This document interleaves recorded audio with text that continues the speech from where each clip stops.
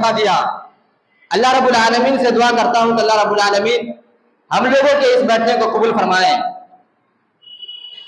محترم سامعین، آج ہم لوگ جس دور سے گزر رہے ہیں یہ دور ایک پرفتن دور ہے۔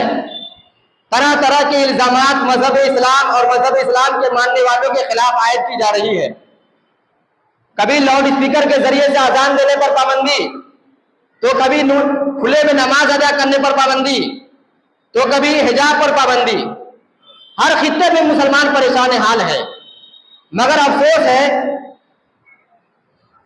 کہ مسلمانوں کی اتنی ظلم و زیادتی کے بعد بھی مسلمانوں کا کوئی عالمی اقدام نہیں۔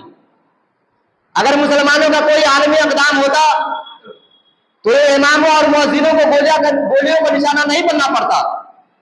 اگر مسلمانوں کا کوئی عالمی اقدام ہوتا تو آج یہ داڑھی اور ٹوپی والوں کو حملے نہیں ہوتے۔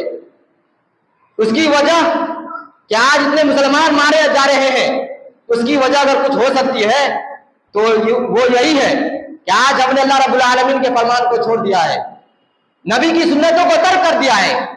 آج ہم نے اپنے آپ کو، اپنے بچوں کو دینی تعلیم سے دور کر دیا ہے۔ محترم سامعین، ہم نے خطبہ مسنونہ کے بعد قرآن مجید کی سورہ علق کی 5 آیتوں کی تلاوت کی ہے۔ وہ 5 آیتیں اس وقت نازل ہوئی جب آپ صلی اللہ علیہ وسلم غار حرا میں موجود تھے، عبادتوں میں مصروف تھے۔ حضرت جبرائیل علیہ السلام آپ کے پاس آتے ہیں اور فرمایا کہ پڑھیے۔ آپ صلی اللہ علیہ وسلم کچھ پڑھنا لکھنا نہیں جانتے تھے۔ کہا ماں انا بقاری، میں تو پڑھا ہوا نہیں ہوں۔ فرشتے نے دوسری مرتبہ دبایا اور کہا پڑھیے۔ کہا ماں انا بقاری، میں تو پڑھا ہوا نہیں ہوں۔ پھر فرشتے نے تیسری مرتبہ زیادہ زور سے دبایا اور چھوڑ دیا اور کہا اقرأ بسم ربک الذی خلق خلق الانسان من علق اقرأ وربک الاکرم الذی علم بالقلم علم الانسان ما لم یعلم۔ پڑھیے اپنے رب کے نام سے جس نے پیدا کیا، جس نے انسانوں کو خون کے لوتھڑے سے پیدا کیا۔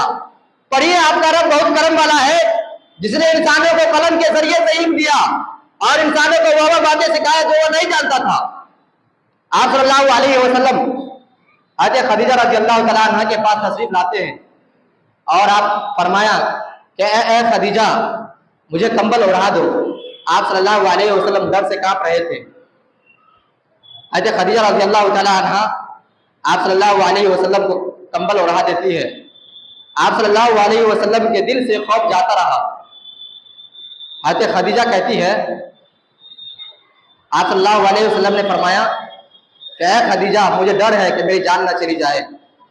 حضرت خدیجہ رضی اللہ تعالیٰ عنہ آپ صلی اللہ علیہ وسلم سے فرماتی ہے کہ اللہ کی قسم اللہ رب العالمین آپ کو رسوا نہیں کرے گا۔ آپ لوگوں کے ساتھ صلہ رحمی کرتے ہیں، لوگوں کی مدد کرتے ہیں، یتیموں اور مسکینوں کی دیکھ بھال کرتے ہیں۔ حضرت خدیجہ رضی اللہ تعالیٰ عنہ نے آپ صلی اللہ علیہ وسلم کو لے کر اپنے چچا جاد بھائی کے پاس لے گئے جن کا نام ورقہ بن نوفل تھا۔ ان کے پاس لے گئے۔ حضرت خدیجہ کہتی ہے اے میرے چچا کے بیٹے آپ ان سے ان کا حال پوچھئے کہ انہوں نے کیا دیکھا ہے۔ ورقہ بن نوفل آپ صلی اللہ علیہ وسلم سے پوچھتے ہیں کہ آپ نے کیا دیکھا ہے۔ آپ صلی اللہ علیہ وسلم نے سارا واقعہ بیان فرما دیے۔ اس کے بعد ورقہ بن نوفل کہتے ہیں اے کاش میں اس وقت جوان ہوتا جب آپ نبی ہوں گے، اے کاش میں اس وقت زندہ رہتا جب آپ کو مکہ کے لوگ نکال دیں گے۔ آپ صلی اللہ علیہ وسلم تعجب کرتے ہیں کہ کیا مجھے مکہ کے لوگ نکال دیں گے؟ ورقہ بن نوفل کہتے ہیں کہ آپ جیسی بات جس نے بھی کی ان تمام لوگوں سے دشمنیاں کی گئی۔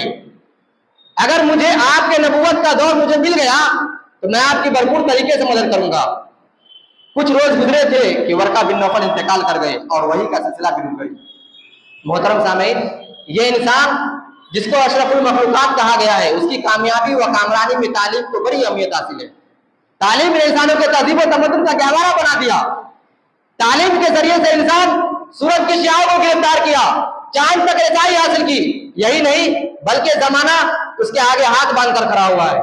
یہ علم جو عالم یعلموں سے آتا ہے، جس کا معنی ہے کما حق کسی چیز کو جاننا پہچاننا، اور تعلیم و تعلم جس کا معنی ہے پڑھنا اور پڑھانا، سیکھنا اور سکھانا۔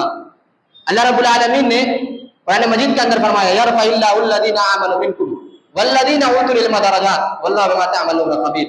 اللہ رب العالمین ان لوگوں کے درجات کو بلند کر دیتا ہے جو لوگ ایمان لائے اور جنہیں علم دیا گیا ہے۔ حضرت آدم علیہ السلام کی پیدائش کے بعد حضرت آدم علیہ السلام کو جو چیز سب سے پہلے عطا کی گئی وہ علم تھا۔ اللہ رب العالمین نے قرآن مجید کے اندر فرمایا وَعَلَّمَ آدَمَ الْأَسْمَاءَ كُلَّهَا ثُمَّ عَرَضَهُمْ عَلَى الْمَلَائِكَةِ فَقَالَ أَنبِئُونِي بِأَسْمَاءِ هَؤُلَاءِ إِن كُنتُمْ صَادِقِينَ۔ اللہ رب العالمین نے حضرت آدم علیہ السلام کو تمام چیزوں کے نام بتا دیے اور انہیں فرشتوں کے سامنے پیش کیا اور کہا کہ اگر تم سچے ہو تو ان چیزوں کے نام بتاؤ۔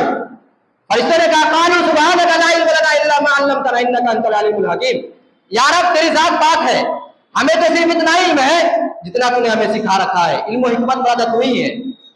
اس آیت کریمہ میں اللہ رب العالمین نے حضرت آدم علیہ السلام کی فضیلت فرشتوں پر علم کو ٹھہرایا ہے۔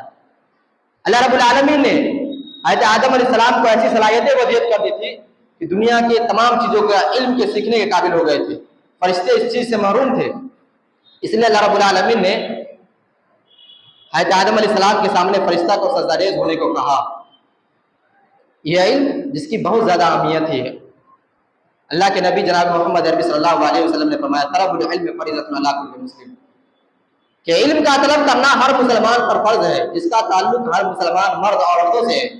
آج ہم لوگ دینی تعلیم سے کوسوں دور نظر آتے ہیں۔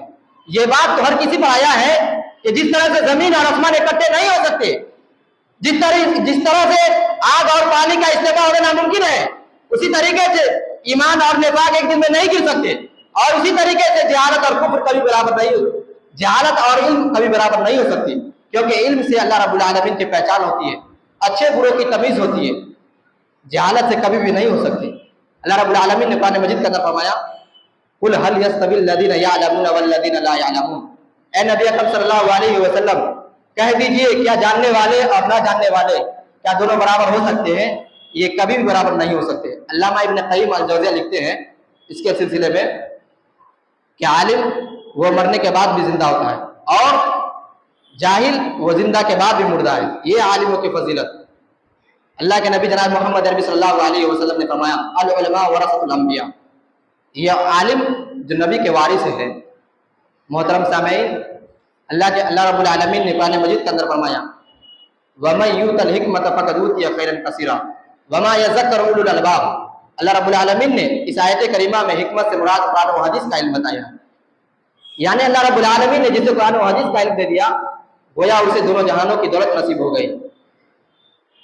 اللہ کے نبی جناب محمد عربی صلی اللہ علیہ وسلم نے فرمایا، راوی حدیث حضرت ابو ہریرہ ان ابی ہریرہ رضی اللہ تعالی عنہ قال قال رسول اللہ صلی اللہ علیہ وسلم من سلک طریقا یلتمس فیہ علما سہل اللہ له بہ طریقا الی الجنہ۔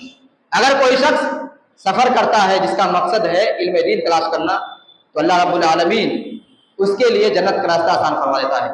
امام ابو داؤد نے اپنے احادیث کے اندر ایک واقعہ لایا جس کو حضرت کثیر بن قیس نے نقل کیا۔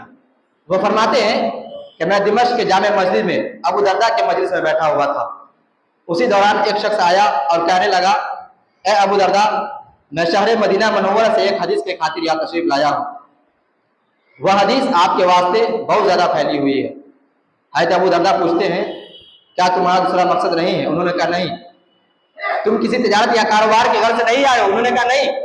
حضرت ابو درداء کہتے ہیں میں نے اللہ کے نبی جناب محمد عربی صلی اللہ علیہ وسلم کو یہ فرماتے ہوئے سنا ہے کہ اگر کوئی شخص سفر کرتا ہے جس کا مقصد ہے علم دین تلاش کرنا تو اللہ رب العالمین اس کے لیے جنت کا راستہ آسان فرما دیتا ہے۔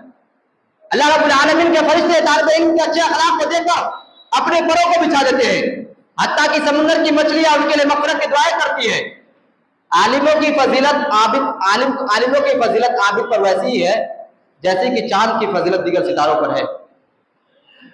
حضرت عبداللہ ابن مسعود رضی اللہ عنہ ایک مرتبہ کوفے کے منبر سے کھڑے ہو کر یہ بیان کر رہے تھے کہ قرآن مجید کی کوئی آیت اور سورت ایسی نہیں ہے جس کے بارے میں مجھے